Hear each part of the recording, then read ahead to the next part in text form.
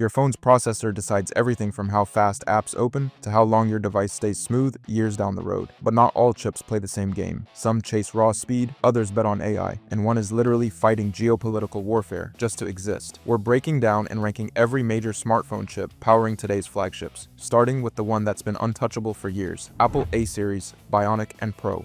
Here's the thing about Apple's A-Series chips. They don't just win at single-core performance. They win by such a disgusting margin that every other chipmaker on the planet has spent half a decade trying to close the gap, and they still haven't. The A17 Pro posts a Geekbench 6 single-core score of around 2882. Most Android flagships, they're clustering somewhere in the mid-1900s. That's not a small lead. That's a generational gap happening in real time, on the same benchmark, in the same year. And it's not just bragging rights. That single-core dominance is why your iPhone feels buttery smooth 5 years after you bought it, while many Android flagships start chugging after 2 or 3. Most of what makes a phone feel responsive, the scrolling, the app launching, the UI animations, that single-threaded work. Apple just does it better. I don't know what to tell you. The A17 Pro was also the first mobile chip built on TSMC's 3nm node. First, nobody else was there, but here's where it gets interesting. That Pioneer node wasn't great for mass production, which is partly why early A17 Pro units ran warm and caught thermal criticism. The A18 Pro moved to a more mature 3nm variant, and those complaints basically vanished. The A18 Pro runs a 6-core CPU, 2 Everest performance cores at 4.05 GHz, and 4 Sawtooth efficiency cores at 2.42 GHz. Apple also introduced hardware-accelerated ray tracing from the A17 Pro onward, and they lead in sustained graphics performance per watt, not peak, sustained, which is what actually matters, forcing in 45 minutes into a gaming session. But if Apple's the king of single-core, Qualcomm's been building an army to dethrone them. Qualcomm Snapdragon 8 series.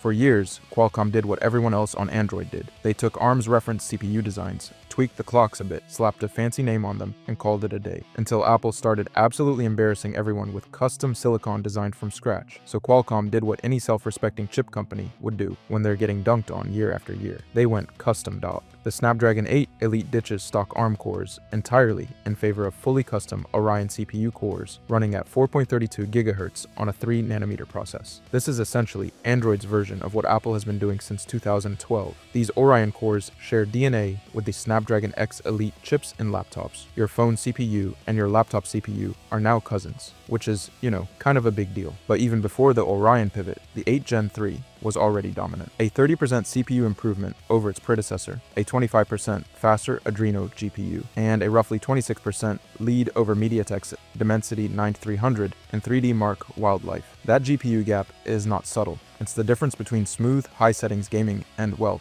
it runs. Now, here's where it gets spicy. Samsung has these Snapdragon for Galaxy variants that run slightly higher clocks than the standard versions. Same chip, different tune. So depending on what region you bought your phone in, you might be getting a marginally faster processor than someone with the exact same device elsewhere. Cool, that's also a thing that happened. We do need to acknowledge the elephant in the room. The Snapdragon 8 Gen 1 was a thermal disaster. Phones were throttling, overheating, and generally making everyone question whether Qualcomm had lost the plot. But 8 Gen 2 fixed most of it, and 8 Gen 3 completed the redemption arc. People have long memories when their phone turned into a hand warmer though, but if Qualcomm's GPU dominance sounds unbeatable, wait until you see what MediaTek threw at the wall to close that gap. MediaTek Dimensity 9000 series.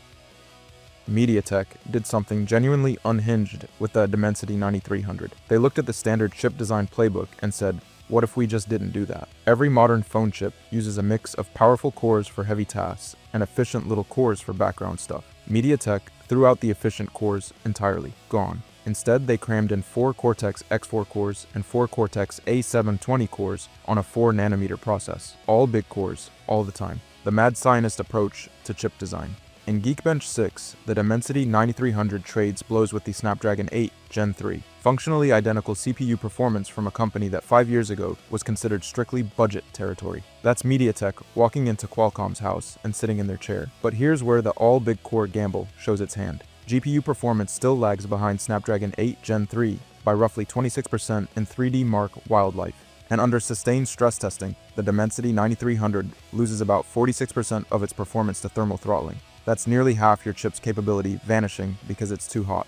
The all-big core design is built for short bursts of explosive power, not marathon sessions. You've basically got a sprinter trying to run an ultramarathon.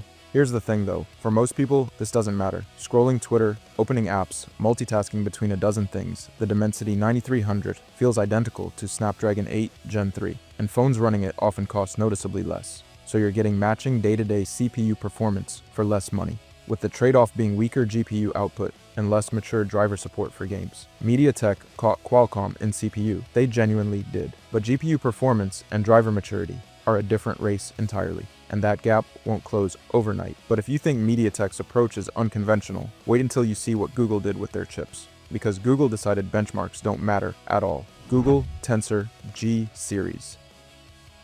Google looked at the smartphone chip race and said, "No thanks, we'll do our own thing." While every other manufacturer was chasing higher benchmark numbers, Google deliberately chose to lose that fight. The Tensor G3 uses a 9-core CPU with a single Cortex X3 Prime core at 2.91 GHz, intentionally a generation behind what Qualcomm and MediaTek were shipping. Raw benchmark scores sit below the Snapdragon 8 Gen 2, let alone the Gen 3. So why would Google do this? Here's the thing. Google's entire thesis is that nobody cares how fast your phone runs Geekbench. They care about Magic Eraser deleting your ex from vacation photos in 2 seconds. They care about live translation working without an internet connection. They care about Night Sight turning a pitch black room into a usable photograph. All of those features run on dedicated ML accelerators baked directly into Tensor Silicon. The chip isn't slow, it's specialized. It's a phone that's smart rather than fast, which is either genius or cope depending on who you ask. Now, the villain origin story. Earlier, Tensor generations were fabricated on Samsung nodes, and they ran hot. Users reported overheating during 4K video recording, extended navigation would throttle the chip into oblivion, and battery life suffered accordingly. Google built a chip that was brilliant at AI tasks, but would cook itself alive if you asked it to record your kid's soccer game for more than 10 minutes. Which is,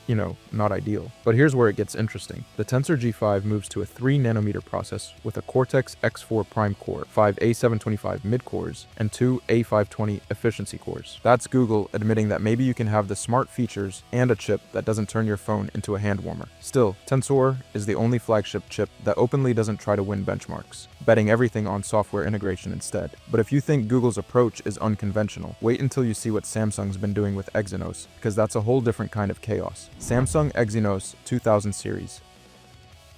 Samsung makes the phones. Samsung makes the chips inside those phones. And for years, those chips have been the weakest link in an otherwise dominant flagship lineup. The Exynos 2400 was supposed to change that. And honestly, it kinda does. Just not enough. Here's the thing. The Exynos 2400 looks impressive on paper. It runs a 10-core CPU on a 4nm process, with a Cortex X4 Prime core, several A720 mid-cores for heavy tasks, and A520 efficiency cores for light use like scrolling Twitter. That's more cores than Snapdragon 8 Gen 3, which only has 8. Sounds like a win, right? Turns out, no Snapdragon 8 Gen 3 leads the Exynos 2400 by about 16% in AnTuTu 10 scores, 2.047 million versus 1.769 million. That's a big difference. It's also 23% faster in floating point calculations and pulls 13% higher memory bandwidth. These gaps matter in real-world use, not just benchmarks. But here's where it really hurts. The GPU, Snapdragon's Adreno, is roughly 50% better than the Exynos 2400's Xclipse GPU in some graphics tests. 50%. That's not a small margin. That's a canyon. Samsung teamed up with AMD, added ray tracing, hyped the GPU hard, and it still gets crushed by Qualcomm's in-house tech. Now the part that really burns people, the Exynos lottery. Buy a Galaxy S24 in the US, you get Snapdragon. Buy the same phone in Europe, you get Exynos. Same price, same marketing, measurably different performance. Samsung knows this.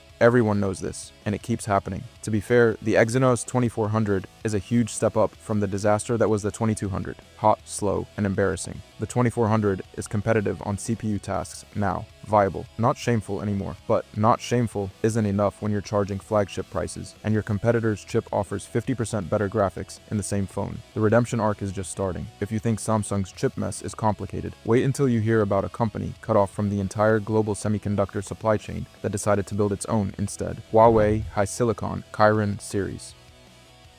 Every chip we've talked about so far has one thing in common. They all get to use the best manufacturing technology on the planet. Huawei doesn't, and that single fact makes Kirin the most fascinating story in this entire video. Here's the short version. US export controls cut Huawei off from TSMC, the foundry that builds chips for Apple, Qualcomm, and basically everyone else at the cutting edge. Overnight, Huawei lost access to 5nm and 3nm manufacturing. Their solution was to turn to SMIC, China's domestic foundry, which operates a 7nm class process labeled N+2. And before you think 7nm is still pretty good, understand that SMIC's 7nm is functionally older than TSMC's 7nm. We're talking about a process that competitors abandoned years ago. The Kirin 9010 powers the Pura 70 Ultra and uses a multi-cluster CPU with an integrated modem, all fabricated at SMIC under severe supply constraints. It works, that's the remarkable part, but being 2 full process generations behind means inherent disadvantages in performance per watt. Every transistor is bigger, every operation costs more energy, and thermal headroom shrinks fast. The laws of physics don't care about national pride. So how does Huawei make it work? Aggressive Harmony OS optimization, custom AI accelerators, and tailored power management that squeezes usable flagship experiences out of silicon that has no business delivering them. It's less a chip story and more a survival story. They're building a house with tools from 2019 and somehow keeping the lights on. In China, Kirin chips are celebrated as symbols of technological resilience. The successful launch of the Kirin 9000S and 9010 on domestic manufacturing was treated as proof that sanctions can be weathered. Internationally, skepticism persists. Analysts point out that SMIC's 7nm is closer in density and efficiency to older nodes, meaning real-world performance lags materially behind anything on 4nm or 3nm. Both perspectives are valid. The chip is genuinely impressive for what it is. It's also genuinely behind for what it costs. But if Kirin represents what happens when politics meets silicon under constraints, the next entry shows what happens when you take flagship DNA and deliberately scale it down for the masses. Qualcomm Snapdragon 7 series. The Snapdragon 7 Gen 3 is the chip that millions of people actually buy, and almost none of them know it by name. That's kind of the point. It's built on a 4nm process, running one Cortex A715 Prime core at 2.63 GHz, 3 A715 Golds at 2.4 GHz, and 4 A510 efficiency cores at 1.8 GHz. Not exactly the stuff of spec sheet fantasies, and if you put it next to MediaTek's Dimensity 8300 on paper, the results are genuinely embarrassing. The Dimensity 8300 outperforms it by up to 72% in Antutu. We're talking 1.406 million versus 817,000. It delivers 2.2 times better floating point performance, 166% higher memory bandwidth. Those aren't rounding errors, that's a beating. But here's the thing, nobody using a Snapdragon 7 Gen 3 phone in real life is sitting there thinking, wow, I wish I had 160% more memory bandwidth right now. They're scrolling Instagram, they're watching YouTube, they're playing Genshin at medium settings and having a perfectly fine time. In everyday use, these phones feel nearly indistinguishable from Snapdragon 8 devices for anything that isn't a sustained heavy gaming session or a benchmark app. And that's not an accident. Qualcomm compensates for the raw number gap with mature GPU drivers that just work. Rock-solid modem reliability across basically every carrier on Earth, and one of the strongest custom ROM communities in Android. You flash a custom kernel on a Dimensity device, and you're rolling the dice. You do it on a Snapdragon 7 phone, and there's a forum thread with 400 pages of documentation waiting for you. This is where the flagship tax debate lives. The jump from Snapdragon 7 to Snapdragon 8 costs you an extra $200 to $300, depending on the phone. For what? Faster benchmark numbers you'll never perceive while checking email. A GPU score that only matters if you're running Genshin at max settings for 3 hours straight. For most people, the answer is no. The Snapdragon 7 tier is the point of diminishing returns, and it's not even close, which is exactly why MediaTek built something specifically designed to eat its lunch. And honestly, they might have done it. MediaTek Dimensity 8000 series.